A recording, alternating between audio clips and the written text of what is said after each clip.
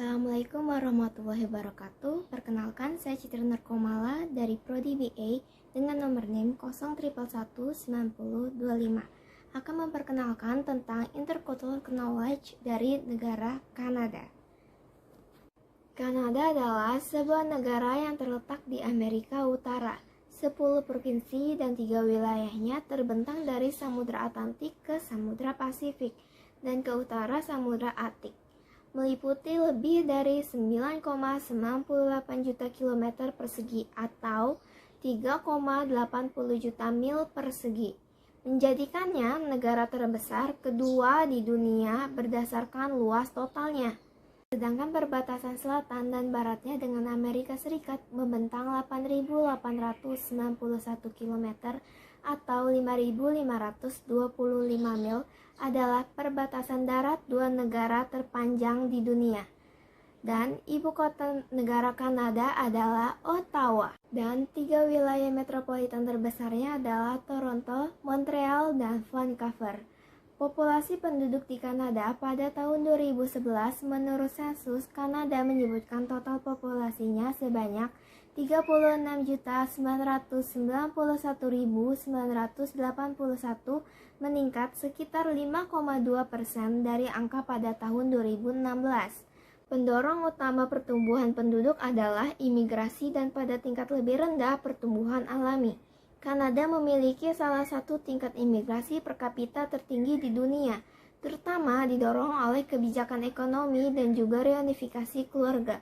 Sebuah rekor dengan jumlah 4.500 imigran diterima di Kanada pada tahun 2021.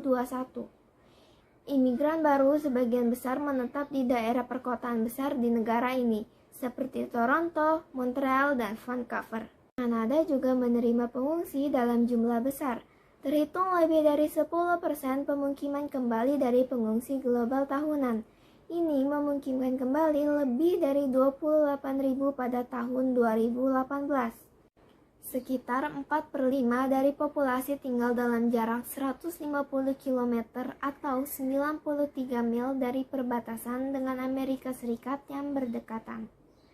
Bagian negara yang paling padat penduduknya, terhitung hampir 50% adalah Quebec City Windsor Corridor di Quebec Selatan dan Ontario Selatan di sepanjang Great Lake dan St. Lawrence River.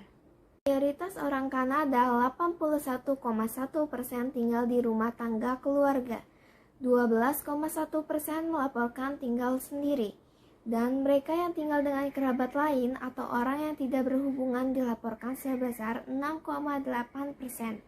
51% rumah tangga adalah pasangan dengan atau tanpa anak. 8,7% adalah rumah tangga dengan orang tua tunggal. 2,9% adalah rumah tangga multigenerasi. Dan 29,3% adalah rumah tangga dengan satu orang. Selanjutnya, bahasa asli yang umum digunakan di Kanada.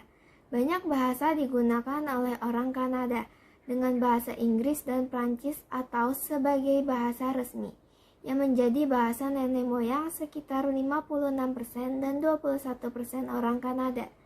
Pada sensus 2016, lebih dari 7,3 juta orang Kanada mendaftarkan bahasa tidak resmi sebagai bahasa nenek moyang mereka. Beberapa bahasa pertama non-resmi yang paling umum termasuk Cina, Punjabi, Spanyol, Arab, Tagalog, Jerman, dan Itali.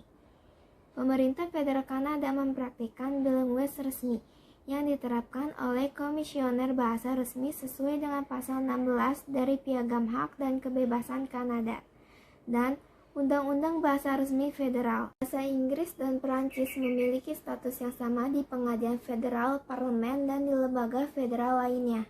Warga negara Kanada berhak menerima jika ada cukup permintaan untuk menerima layanan pemerintah federal dalam bahasa Inggris atau Prancis. Dan minoritas bahasa resmi dijamin pada sekolah mereka sendiri di semua provinsi dan wilayah. Piagam Bahasa Prancis pada tahun 1977 menetapkan bahasa Prancis sebagai bahasa resmi di Quebec. Meskipun 85% orang Kanada yang berbahasa Prancis tinggal di Quebec, ada populasi berbahasa Prancis yang cukup besar di New Brunswick, Alberta, dan Manitoba. dan Ontario memiliki populasi berbahasa Prancis terbesar di luar Quebec. Di Ontario, bahasa Prancis memiliki beberapa status hukum, tetapi tidak sepenuhnya resmi. Ada 11 kelompok bahasa pribumi terdiri lebih dari 65 bahasa dan dialek yang berbeda. Beberapa bahasa pribumi memiliki status resmi di wilayah Barat Laut. Inuktitut adalah bahasa mayoritas di Nunavut dan merupakan salah satu dari 3 bahasa resmi di wilayah tersebut. Selain itu, Kanada adalah rumah bagi banyak bahasa isyarat. Beberapa di antaranya adalah bahasa pribumi, yaitu bahasa isyarat Amerika atau ASL. Digunakan di seluruh negeri karena prevalensi ASL di sekolah dasar dan menengah. Karena hubungan historinya dengan budaya Francophone, bahasa isyarat Quebec atau LSQ dituturkan terutama di Quebec. Meskipun ada komunitas Francophone yang cukup besar di New Brunswick, Ontario, dan Manitoba. Letak geografis Kanada. Seperti yang telah saya jelaskan sebelumnya, Kanada adalah negara terbesar kedua di dunia setelah Rusia. Berdasarkan luas daratannya saja, Kanada memiliki urutan keempat karena memiliki danau air tawar terbesar di dunia, membentang dari Samudra Atlantik di timur, di sepanjang Samudra Arktik di utara, dan hingga Samudra Pasifik di barat. Negara ini mencakup wilayah seluas 9.984.670 km. Kanada juga memiliki medan laut yang cukup luas dengan garis pantai terpanjang di dunia sepanjang 243.042 km. Selanjutnya, iklim atau cuaca di Kanada. Rata-rata suhu tinggi musim dingin dan musim panas di Kanada bervariasi dari satu wilayah ke wilayah lainnya. Musim dingin bisa sangat keras di banyak bagian negara, terutama di pedalaman dan di Provinsi Prairie, yang mengalami iklim kontinental di mana suhu rata-rata harian mendekati 15 derajat Celcius, tetapi bisa turun di bawah 40 derajat Celcius. Dengan angin dingin yang parah di daerah non-pesisir, salju dapat menutupi tanah selama hampir 6 bulan dalam setahun. Sementara di bagian utara, salju dapat bertahan sepanjang tahun. Pesisir British Columbia beriklim sedang dengan musim dingin yang sejuk dan hujan. Di pantai timur dan barat, suhu tertinggi rata-rata umumnya di bawah 20 derajat Celcius. Sedangkan di antara pantai, suhu tertinggi rata-rata musim panas berkisar antara 25 hingga 30 derajat Celcius. Dengan suhu di beberapa lokasi interior terkadang melebihi 40 derajat Celcius. Sebagian besar Kanada Utara ditutupi oleh es dan permafrost.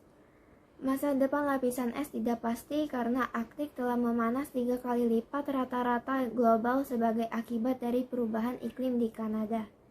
Suhu rata-rata tahunan Kanada di atas daratan telah menghangat sebesar 1,7 derajat Celcius, dengan perubahan mulai dari 1,1 hingga 2,3 derajat Celcius di berbagai wilayah sejak 1948. Kini, tingkat pemanasan telah lebih tinggi di utara dan di Prairies. Di wilayah selatan Kanada, populasi udara dari Kanada dan Amerika Serikat disebabkan oleh peleburan logam, pembakaran batu bara untuk pembangkit listrik, dan emisi kendaraan, telah mengakibatkan hujan asam yang berdampak parah pada saluran air, pertumbuhan hutan, dan produktivitas pertanian di Kanada. Selanjutnya, kebudayaan asli yang berasal dari Kanada. Budaya Kanada mendapat pengaruh dari berbagai kebangsaan konstituennya dan kebijakan yang mempromosikan tanda kutip masyarakat yang adil dilindungi secara konstitusional. Kanada menekankan kesetaraan dan inklusivitas bagi semua rakyatnya. Kebijakan resmi negara bagian tentang multikulturalisme sering disebut sebagai salah satu pencapaian penting di Kanada dan elemen pembela utama identitas di Kanada. Secara historis, Kanada telah dipengaruhi oleh budaya dan tradisi Inggris, Prancis, dan pribumi. Melalui bahasa, seni, dan musik mereka, masyarakat adat terus mempengaruhi identitas di Kanada. Selama abad ke-20, orang Kanada dengan kebangsaan Afrika, Karibia, dan Asia telah menambah identitas Kanada dan budayanya. Humor Kanada merupakan bagian integral dari identitas Kanada dan tercermin dari cerita rakyat, sastra, musik, seni, dan medianya. Karakteristik utama humor Kanada adalah ironi, parodi, dan sindiran. Selanjutnya adalah objek wisata terkenal yang banyak dikunjungi wisatawan di Kanada. Yang pertama ada Niagara Falls. Tempat wisata di Kanada yang wajib kamu kunjungi pertama adalah Niagara Falls atau air terjun Niagara. Siapa sih yang nggak tahu tentang Niagara Falls? Air terjun yang berlokasi di perbatasan antara Ontario dan negara bagian New York ini sudah sangat terkenal di dunia karena keindahannya. Salah satu aktivitas seru yang bisa kamu lakukan di sini adalah Niagara City Cruise. Dengan ini, kamu bisa menikmati pemandangan indah dan gak terlupakan di Niagara Falls. Yang kedua ada Banff National Park, merupakan taman nasional tertua yang ada di kawasan pegunungan Rocky Albert dan sudah didirikan sejak 1885. Taman nasional ini menawarkan pemandangan indah yang bisa memanjakan mata saat berkunjung, khususnya danau cantiknya yang berwarna biru. Di sini kamu juga bisa menikmati alamnya dengan berjalan-jalan santai di taman yang dipenuhi oleh pohon pinus atau menggunakan perahu menyusuri danau Louise. Yang ketiga ada Toronto CN Tower.